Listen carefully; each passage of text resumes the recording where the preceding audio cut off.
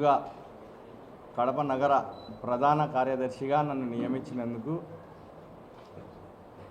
దాన్ని ప్రపోజ్ చేసినందుకు మా ఎమ్మెల్యే మాధవిరెడ్డి గారికి, అలాగే జిల్లా అధ్యక్షులు శ్రీనివాస్ రెడ్డి గారికి, దీనికి సహకరించిన ముఖ్యమంత్రి శ్రీ నారా చంద్రబాబు నాయుడు గారికి, అలాగే లోకేష్ గారికి, అలాగే తెలుగుదేశం పార్టీ రాష్ట్ర అధ్యక్షులు పల్లా శ్రీనివాసరావు గారికి ధన్యవాదాలు తెలియజేసుకుంటున్నా. అయితే ఈరోజు ప్రెస్ మీట్ పెట్టడానికి ముఖ్య కారణం 4 విషయాల మీద కొంత మనం కూడా క్లారిఫికేషన్ ఇవ్వాలి, అవగాహన కల్పించాలనే ఉద్దేశంతో ఈరోజు ప్రెస్ మీట్ పెట్టడం జరిగింది. నిన్నటి రోజున పూర్వ మేయర్ సురేష్ బాబు గారు అలాగే కార్పొరేటర్లందరినీ కూడా పక్కన కూర్చోబెట్టుకొని ప్రెస్ మీట్ పెడుతూ కొన్ని మాటలు మాట్లాడడం జరిగింది. అయితే మనం ఆ మాటలన్నీ కూడా గమనించినట్లయితే ఏదైతే ఆ పదవి కోల్పోవడంతో పూర్తి స్థాయిలో ఫ్రస్ట్రేషన్, ఒక ఆవేశం, ఒక ఆవేదన, ఒక ఆక్రందన కనిపించింది. దాంట్లో కొన్ని మాటలన్నీ కూడా మాట్లాడడం జరిగింది. ఇకపోతే అభివృద్ధి మీద మాట్లాడడం కూడా జరిగింది. వీటన్నిటి మీద క్లారిఫికేషన్ ఇవ్వాలి కాబట్టి ఈరోజు ప్రెస్ మీట్ పెట్టాల్సిన అవసరం వచ్చింది.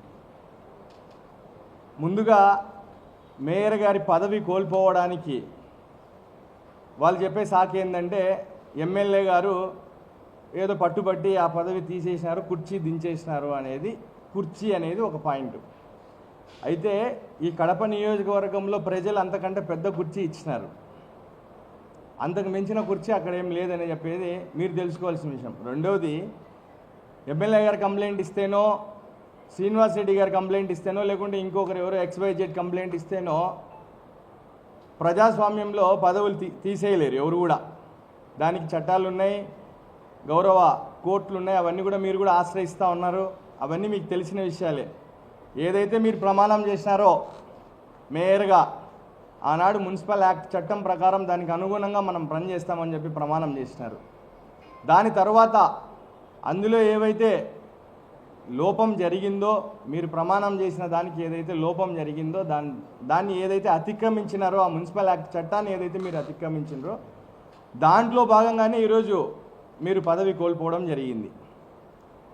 ఈ విషయాన్ని చెప్పకుండా ఏదో ఎమ్మెల్యే గారు కుర్చీ కోసం మీ కుర్చీ తీసినారని చెప్పి మీరు ప్రజల్ని తప్పుదో పట్టించే కార్యక్రమం మానుకోవాలని చెప్పి మీకు తెలియజేస్తున్నాం. ఇకపోతే రెండో విషయం అభివృద్ధి. సార్, ఈ ప్రభుత్వం తెలుగుదేశం పార్టీ కూటమి ప్రభుత్వం ఆధ్వర్యంలో కడప నియోజకవర్గ శాసనసభ్యురాలు ప్రభుత్వ విప్ శ్రీమతి మాధవిరెడ్డి గారు అలాగే శ్రీనివాస్ రెడ్డి గారు కడప నియోజకవర్గానికి సంబంధించిన అభివృద్ధికి పూర్తి స్థాయిలో కట్టుబడి ఉన్నారు. ఏదైతే లా కాలేజ్ బ్రిడ్జు, షామీరియా బ్రిడ్జు, ఇవన్నీ కూడా మీరు ఎలక్షన్ల ముందు ఏదో హడావిడిగా ఒక జీవో తీసుకొచ్చి ప్రజల్ని మభ్యపెట్టే కార్యక్రమం చేసినారో, ఎలక్షన్లు రావడం, గత ప్రభుత్వం అధికారం కోల్పోవడం, కూటమి ప్రభుత్వం అధికారంలోకి వచ్చిన తర్వాత ఒక గవర్నమెంట్ పాలసీ తీసుకునింది. 25% కంటే ఏవైతే వర్కులు ఉంటాయో ఇవన్నీ కూడా క్యాన్సిల్ చేయాలని చెప్పి తీసుకున్న దాంట్లో భాగంగా అది క్యాన్సిల్ అయ్యే పరిస్థితి వస్తే, లేదు ప్రజలకు మనం మాట ఇచ్చినాం, దాన్ని ఖచ్చితంగా ఏవైతే ఆ బ్రిడ్జెస్ ఉన్నాయో అవి పూర్తి స్థాయిలో దాన్ని పూర్తి చేయాలని చెప్పి ఒక సంకల్పంతో దాన్ని వెంటబడి ఈరోజు ఆ శాంక్షన్ చేసుకొని వచ్చి, గ్రాంట్ శాంక్షన్ చేసుకొని వచ్చి రేపు ఆదివారం దాన్ని ఓపెనింగ్ కూడా చేయడం జరుగుతుంది. అంటే గతంలో లాగా ఏదో హడావిడిగా ఏదో ఒక జీవో తీసుకొచ్చినామా, టెంకాయ కొట్టి వచ్చినామా అన్నట్టు కాకుండా పూర్తి స్థాయిలో కాంక్రీట్ వేసి వర్క్ స్టార్ట్ చేసే పరిస్థితులు ఉన్నాయి. ఇకపోతే అభివృద్ధి విషయం అంటారా, ఈ నియోజకవర్గానికి సంబంధించి మౌలిక వసతులకు పూర్తి స్థాయిలో ఎమ్మెల్యే గారు శ్రీనివాస్ రెడ్డి గారు పూర్తి స్థాయిలో కట్టుబడి ఉన్నారు. ఒక ప్రైవేట్ కన్సల్టెన్సీని పెట్టి రాబోయే రోజుల్లో ఏ ఒక్క 50 డివిజన్లకు సంబంధించిన ఏ ఒక్క వీధిలో కూడా రోడ్డు లేదు, కాలువ లేదు అనే కంప్లైంట్ లేకుండా పూర్తి స్థాయిలో చేసే ప్రణాళిక పూర్తిగా సిద్ధం అవుతూ ఉంది. దానికి పూర్తి స్థాయిలో కట్టుబడి ఉన్నారు. 100% ఈ టర్మ్లో అవన్నీ కూడా చేసి చూపిస్తారు. ఎందుకు సార్ అంత తొందర? 20 సంవత్సరాలు ఒక పార్టీ చేతిలో అధికారం ఉంది. కార్పొరేషన్లు అయితేనేమి, ఎమ్మెల్యే పదవులు అయితేనేమి, అవన్నీ కూడా అక్కడే ఉన్న పరిస్థితుల నుంచి ఈరోజు తెలుగుదేశం పార్టీ చేతిలోకి రావడం, కొంత ఇవన్నీ కూడా సెటరేట్ చేసే క్రమంలో కొంత సమయం పట్టడం సహజం. కాబట్టి అవన్నీ ఆలోచించకుండా ఏదో ఈ 16 నెలల్లో మీరేం సాధించినారంటే, తప్పకుండా ప్రభుత్వం వచ్చిన వైఎస్ఆర్ కాంగ్రెస్ గవర్నమెంట్ వచ్చిన తర్వాత మీరేం చేసినారనేది కూడా మీరు ఆలోచించుకోవాలి. ఏదో హడావిడిగా జగన్మోహన్ రెడ్డి గారు కడప నియోజకవర్గం జిల్లా హెడ్ క్వార్టర్ కాబట్టి ఆయన చేయాలనుకున్నారు కాబట్టి లాస్ట్లో ఎలక్షన్ల ముందు హడావిడిగా సర్కిళ్ళన్నీ కూడా డెవలప్ చేయడం మనం అందరం కూడా చూసిన విషయమే. కాబట్టి సమయం దండిగా ఉంది, పూర్తి స్థాయిలో కట్టుబడి ఉన్నారు ఎమ్మెల్యే గారు, దాంట్లో మీకు ఎలాంటి సందేహం అవసరం లేదు. రాబోయే రోజుల్లో బ్రహ్మాండంగా వార్డులన్నీ కూడా అభివృద్ధి జరుగుతాయని చెప్పి మీకు తెలియజేసుకుంటున్నాం. ఇకపోతే మూడో విషయానికి వస్తే, మొత్తానికి మీరు తెలుగుదేశం పార్టీ తరఫున మాట్లాడుతున్నారో లేకపోతే వైఎస్ఆర్ కాంగ్రెస్ పార్టీ తరఫున మాట్లాడుతున్నారో ఇక్కడ ఎవరికి అర్థం కావడంలే. కార్యకర్తలు అసంతృప్తి అంటారు, మహిళలకు గౌరవం ఇవ్వలేదంటారు. మీరు ఏవైతే వైఎస్ఆర్ కాంగ్రెస్ పార్టీకి సంబంధించిన సోషల్ మీడియాలో కొందరు మహిళలు మాట్లాడిన మాటల్ని మీరు ట్రోల్ చేస్తున్నారో, నిజంగా మీరందరూ కూడా చాలా సీనియర్ రాజకీయ నాయకులు, మీకు చాలా అవగాహన ఉంది రాజకీయాల్లో కానీ సమాజం మీద కానీ, ఇవన్నీ కూడా మీకు చాలా అవగాహన ఉంది. మీరు ఎలాంటి వ్యక్తుల్ని మీరు వెనకేసుకొస్తున్నారనేది మీరు ఒకసారి ఆత్మ పరిశీలన చేసుకోవాలా.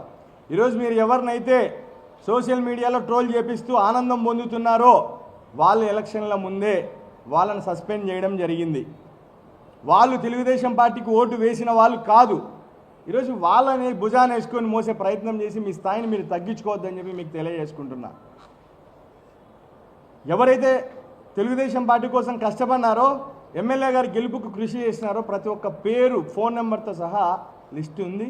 తప్పకుండా వార్డు వారీగా ఎవరైతే కష్టపడినారో, పోలింగ్ బూతుల్లో ఎవరైతే నిలబడినారో, ఎలక్షన్ ప్రచారంలో ఎవరైతే కష్టపడినారో వాళ్ళందరినీ కూడా గుర్తు పెట్టుకొని మరి వాళ్ళకు సహాయం చేసే పరిస్థితులు పూర్తిగా ఉన్నాయి. ఏ కార్యకర్త అసంతృప్తితో లేరు.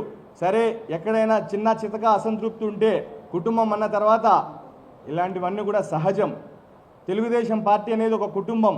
కుటుంబంలో ఏవైనా చిన్న చిన్న లొసుగులు ఉంటే అవన్నీ కూడా పూర్తి స్థాయిలో చక్కదిద్దుకునేంత శక్తి మా ఎమ్మెల్యే గారికి, గౌరవ వైపు మాధవిరెడ్డి గారికి, అలాగే శ్రీనివాసరెడ్డి గారికి మెండుగా ఉన్నాయని చెప్పి మీకు తెలియజేస్తా ఉన్నా.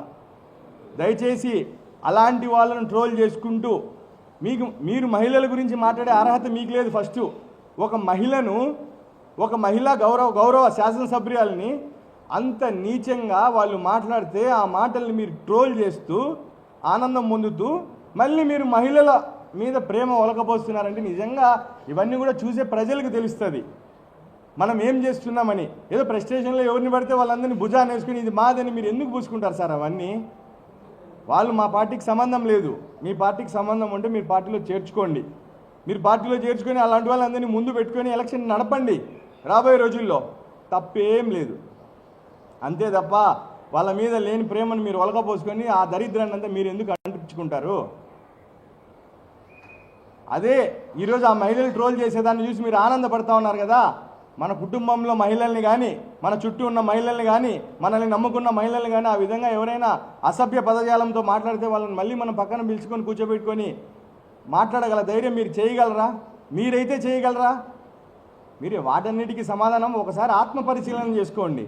అవన్నీ వాళ్ళని వేసుకొని భుజాన్ని వేసుకొని వాళ్ళ గురించి మాట్లాడి మీ స్థాయి మీరు ఎందుకు తగ్గించుకుంటారు? వాళ్ళు తెలుగుదేశం పార్టీకి సంబంధం ఉన్న వ్యక్తులైతే వాళ్ళు ఆ రోజు ప్రెస్ మీట్ పెట్టి ఆ విధంగా అంత అసభ్య పదజాలంతో మాట్లాడేవాళ్ళు కాదు. ఈరోజు అయిపోయిన ఎప్పుడో 16 నెలలు 15 నెలల క్రితం జరిగిన సంఘటనలను తీసుకొచ్చి మళ్ళీ ఈరోజు మీ సోషల్ మీడియాలో ట్రోల్ చేస్తూ ఆనందం పొందుతున్నారే, మీ పేజీల్లో మీరు షేర్ చేస్తూ ఎంతవరకు కరెక్ట్? ఇవన్నీ కూడా ప్రజలు గమనిస్తున్నారు. ప్రజలకు బాగా అర్థమవుతుంది మీకు మహిళల మీద ఏ మాత్రం మీకు గౌరవం ఉంది.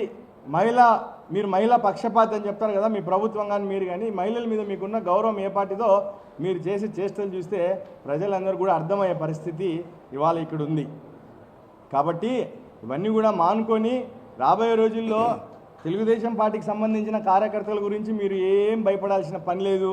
పూర్తి స్థాయిలో ఏవైనా చిన్న చిన్న సమస్యలు ఉంటే వాళ్ళందరినీ కూడా ఒక తాటి మీద కూర్చోబెట్టుకొని మాట్లాడి వాళ్ళన్నీ కూడా సెటరేట్ చేసే బాధ్యత మా ఎమ్మెల్యే గారు కానీ మా శ్రీనివాస్ రెడ్డి గారు కానీ పూర్తి స్థాయిలో తీసుకుంటారు, అందులో ఎలాంటి సందేహం లేదు. ఇకపోతే మీ పార్టీలో మీ పక్కన కూర్చున్న వాళ్ళల్లో కూడా అసంతృప్తి ఉంది, మీ వెనకాల కార్యకర్తల అసంతృప్తి ఉంది. వాటన్నిటిని కూడా సెటరేట్ చేసుకొని రాబోయే రోజుల్లో ఏ విధంగా ముందుకు వెళ్ళాలని మీరు ఆలోచించుకోండి తప్ప మా మీద మీకు అంత ప్రేమ వద్దు సార్.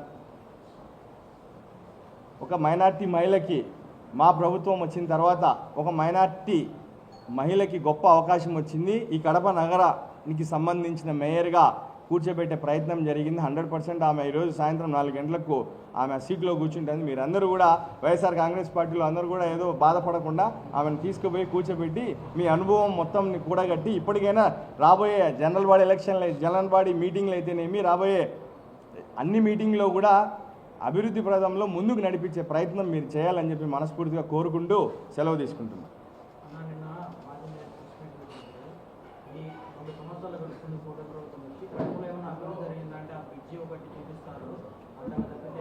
ఎవరైతే పార్టీ మారినారో కార్పొరేటర్లు ఈ రియల్ ఎస్టేట్ స్థలాలు దానికోసం సేఫ్టీ కోసం పార్టీ మారినారని ఒక ఆరోపణ, దాని గురించి ఇప్పుడు మేము ఏదైతే పార్టీ మారినామో మా రియల్ ఎస్టేట్ అనేది మేము వెంచర్లు వేసుకున్నాం, అమ్ముకున్నాం, అవన్నీ ఎప్పుడో అయిపోయిన కథలు.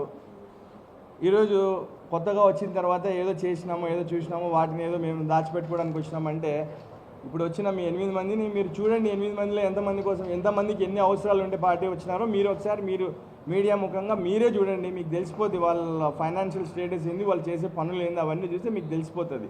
సరే, ఆరోపణలు చేయాలి కాబట్టి ఏమైనా చేయొచ్చు రాజకీయాల్లో.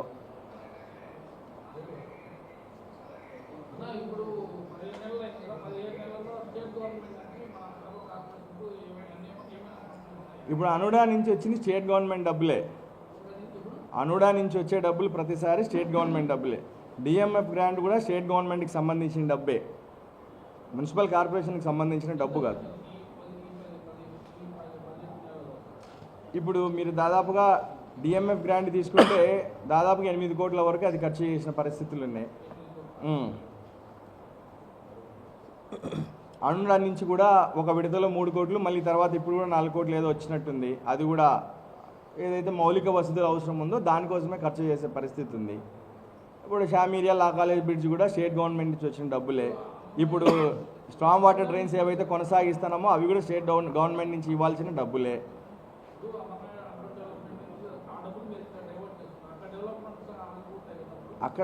అక్కడి డబ్బులు ఇక్కడ డైవర్ట్ చేయడం లేదు. ఎక్కడైతే ఏదైతే ఆదాయం వస్తుందో అనుడాకు ఆ డబ్బులు మాత్రమే ఇక్కడ ఖర్చు చేసుకుంటున్నాం. నేను ఇంకొక ఆరోపణ, మేము ఉన్నంత వరకు కుర్చీ పైన వేసి కూర్చోబెట్టే సమస్య లేదు, మా కార్పొరేటర్లు ఆపుతారు కూర్చోబెట్టామని కూడా ఒక మాట. దీన్ని బట్టి మీకేమర్థమైంది? కుర్చీ కోసం మేము ప్రాకులాడుతున్నామా, వాళ్ళు ప్రాకులాడుతున్నారా? కడప నియోజకవర్గంలో బ్రహ్మాండమైన మెజార్టీతో తెలుగుదేశం పార్టీకి అసలు ఈడ పోటీ చేయడానికి ధైర్యమే లేదన్న పరిస్థితుల్లో, వైఎస్ఆర్ కాంగ్రెస్ పార్టీ కంచుకోటన్న పరిస్థితుల్లో ఆ రోజు కదా ఈడికొచ్చి కూర్చొని ఈ ప్రజలు ఏవైతే కడప నియోజకవర్గ ప్రజల్ని విశ్వాసాన్ని పొంది ఈ గడ్డ మీద కదా జెండా ఎగరేసి ఇదే ప్రజలు కదా ఒక గొప్ప అసెంబ్లీలో చట్టాలు చేసే చట్ట సభల్లో కూర్చోబెట్టిన చరిత్ర కడప ప్రజలది. సరే, ఇప్పుడు అక్కడ కుర్చీలో పైన కూర్చోవాలా కింద కూర్చోవాలా, ఇక్కడ ఒక క్లారిఫికేషన్ రావాల్సింది ఏంటంటే, 1 చట్టాన్ని ఫాలో కావాలి, 2 సంప్రదాయాన్ని ఫాలో కావాలి. ప్రతిసారి తప్పుదో పట్టించే కార్యక్రమం ఏమైందంటే ఏదో కుర్చీ కోసం ఎమ్మెల్యే గారు చేస్తున్నారు, కుర్చీ కోసం ఎమ్మెల్యే గారు చేస్తున్నారు అనేది విషయం. అయితే మీరు చట్టాన్ని మొదటి నుంచి చట్టాన్ని ఫాలో అయ్యింది, ఈరోజు మిమ్మల్ని అడగాల్సిన పని లేదు. దానికి ఉదాహరణగా ఏం చూపిస్తారంటే వైజాగ్ మున్సిపల్ కార్పొరేషన్ మీటింగ్లు కానీ, కర్నూలు మున్సిపల్ కార్పొరేషన్ మీటింగ్లు కానీ, తిరుపతి మున్సిపల్ కార్పొరేషన్ మీటింగ్లు కానీ మీరు చూపిస్తూ ఉన్నారు. అయితే కడప నియోజకవర్గంలో మీరు మేయర్గా ఉన్నప్పుడు మీరు ఎందుకు ఆ చట్టాన్ని మీరు అమలు చేయలేకపోయినారు? మీరు ఒక సంప్రదాయంగా తీసుకొని మీరు ఎందుకు ఆ రోజు ఎమ్మెల్యేగా, అప్పుడు గౌరవ ఎమ్మెల్యేలని, గౌరవ ఈ రాష్ట్ర మంత్రుల్ని మీరు ఎందుకు పైన కూర్చోబెట్టుకున్నారు? ఈరోజు మహిళ కాబట్టి, మహిళను అవమానించాలి కాబట్టి మీరు కింద కూర్చోబెడుతున్నారు. మేమేం అడుగుతా ఉన్నాము? ఒకటి, మీరు చట్టాన్ని ఆ రోజు పాటించుంటే ఖచ్చితంగా చట్టం ప్రకారమే వచ్చి కింద కూర్చుండేవాళ్ళు.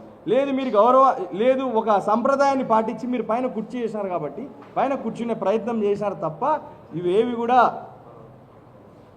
కుర్చీ కోసము ఆయన అనుకుంటే ఏమైపోదు. ప్రజలు ఆశీర్వదిస్తేనే ఏ కుర్చీ కావాలన్నా కూడా ప్రజలు ఆశీర్వదించాలా. ప్రజల ఆశీర్వాదాలు సంపూర్ణంగా మా ఎమ్మెల్యే గారికి ఉన్నాయి కాబట్టి అంతకంటే పెద్ద కుర్చీ వచ్చిందని చెప్పి మీకు తెలియజేస్తాను. ప్రతి ఒక్కరూ తప్పనిసరిగా యూట్యూబ్లోకి వెళ్ళి కడప వార్తను లైక్ చేయండి, సబ్స్క్రైబ్ చేయండి. ఇట్లు మీ జి రమణయ్య, ఎడిటర్, కడప వార్త.